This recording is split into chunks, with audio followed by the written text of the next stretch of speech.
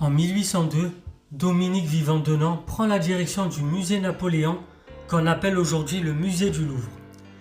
Destiné par la Convention à restaurer et à protéger les œuvres d'art menacées par le vandalisme des sans-culottes, le musée du Louvre s'ouvre au public et trouve son organisateur en la personne de Vivant-Denon. Vivant-Denon, c'était qui? C'était un archéologue, un grand voyageur, un spécialiste des antiquités égyptiennes. Petit aparté, qu'est-ce qu'on appelle les sans-culottes pour les plus jeunes?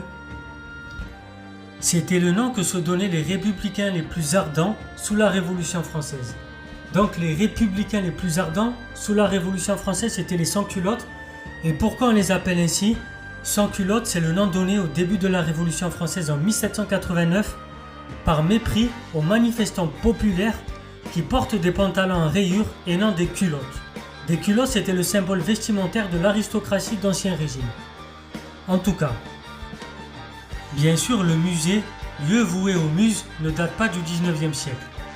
Le premier accueille à Alexandrie, non loin de la grande bibliothèque, tous les savants et les penseurs qui cherchent un lieu pour étudier sous la protection et la bienveillance de Ptolémée.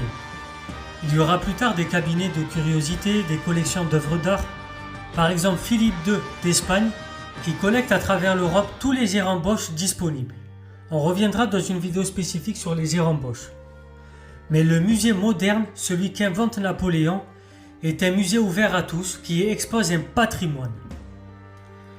Désormais, les œuvres d'art appartiennent à un peuple, faute d'appartenir encore à l'humanité, non plus à un seul homme. Cette propriété-là est publique. Aujourd'hui, on a évoqué l'art, la culture et la nation. C'était Soso l'Intello, abonnez-vous, partagez, likez, très chers citoyens éclairés.